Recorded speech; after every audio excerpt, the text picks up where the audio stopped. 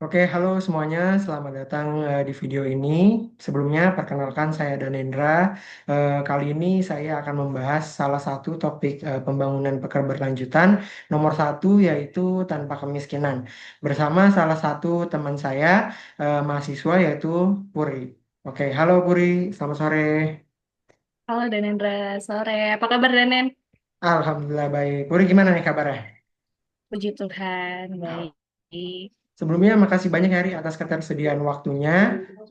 Jadi sebelum ngobrol-ngobrol, boleh deh kenalan dulu nih, biar yang nonton bisa kenal lebih lanjut. Oke.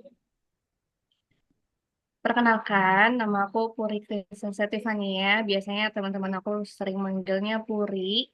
Aku merupakan mahasiswa aktif ekstensi S1 akuntansi. Nah, kesibukan aku akhir-akhir ini aku lagi mempersiapkan skripsi dan eh, informasi sedikit aja sih ya, Danen. Saat kuliah aku di D3, aku juga kuliah di Trisakti, jurusannya akuntansi perpajakan. Nah, pada saat itu barulah aku aktif organisasi di himpunan jurusan dan Digitex itu. Oke, jadi hari ini mau tanya-tanya Siri terkait tentang kemiskinan. Mungkin kita langsung mulai aja ya dari pertanyaan pertama. Kira-kira dari sudut pandang mahasiswa nih, dari Puri sendiri, kira-kira arti kemiskinan sendiri itu apa sih, kalau boleh tahu? Oke, menurut aku sebagai mahasiswa, kemiskinan itu bukan hanya sekedar kita nggak punya uang atau kita yang berpenghasilannya rendah, tapi juga bisa dilihat dari kurangnya pemenuhan kebutuhan dasar dan penunjang hidup yang layak. Misalnya sulit untuk mendapatkan makanan yang sehat, bahkan sulit juga untuk sekolah gitu ya, mendapatkan pendidikan yang tinggi, fasilitas kesehatan yang kurang memadai, bahkan tempat tinggal yang kurang layak. Jadi kemiskinan itu bukan hanya tentang materi dan tapi juga terbatasnya kesempatan untuk berkembang dan hidup dengan kualitas yang baik. Seperti itu. Oke. Kira-kira kalau dari Puri sendiri nih, apa sih upaya yang dapat dilakukan oleh mahasiswa dalam membantu dan mewujudkan tujuan SDGs pertama ini?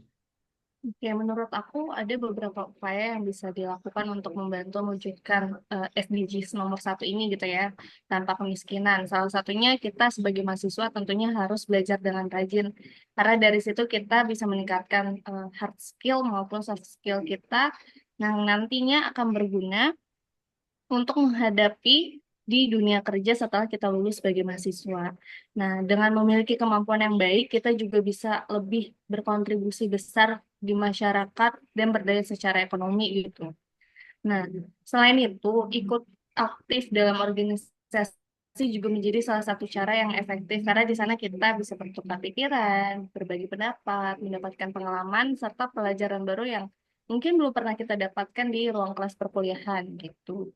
Nah, info sedikit juga gitu ya. Jadi waktu aku organisasi di D3, saat kuliah D3, kebetulan ada salah satu program kerja yang memang bertujuan untuk berdampak secara sosial gitu, seperti program kerja pengabdian masyarakat. Nah, menurut aku itu merupakan angka kecil tapi berarti untuk membantu mengurangi kemiskinan di sekitar kita. Wah, menarik nih. Lumayan cocok ya sama topik yang lagi kita bahas. Nah, tadi kan sempat nyinggung terkait program kerja yang sempat dilakukan nih waktu D3 ya. Nah, boleh nggak sih diceritain dikit nih lebih lanjut terkait programnya yang dilakukan itu seperti apa dan kelanjutannya kayak gimana?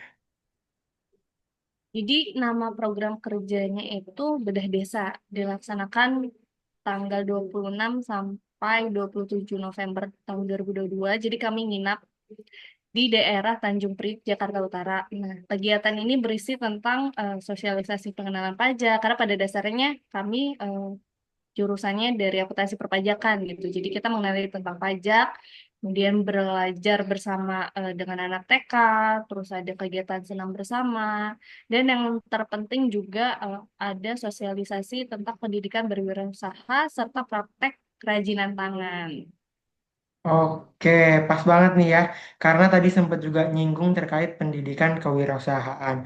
Mau tanya-tanya dikit nih, Ri, terkait pendidikan kewirausahaan. Kenapa sih pilih agenda pendidikan kewirausahaan itu? Terus kira-kira pada saat agenda tersebut tuh apa aja kegiatan yang dilakukan oleh Puri dan teman-teman?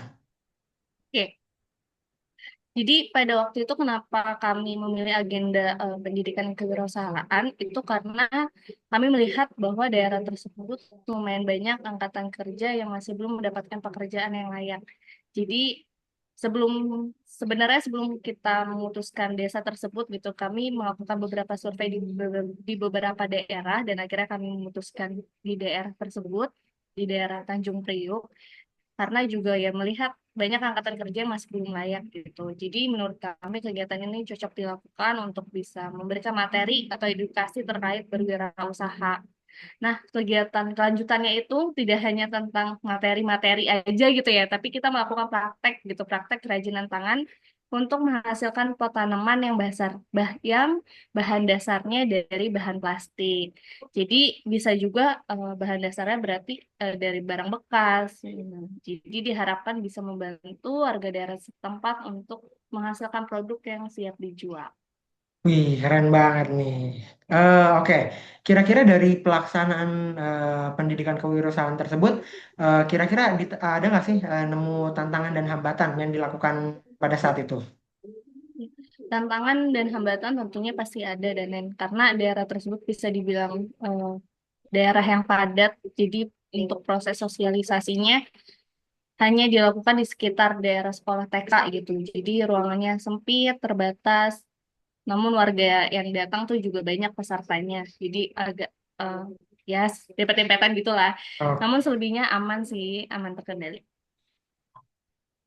Oke, mungkin ini pertanyaan terakhir ya, Ri. Kira-kira Puri nih sebagai mahasiswa, apa sih harapannya untuk membantu dalam mewujudkan SDGs pertama ini?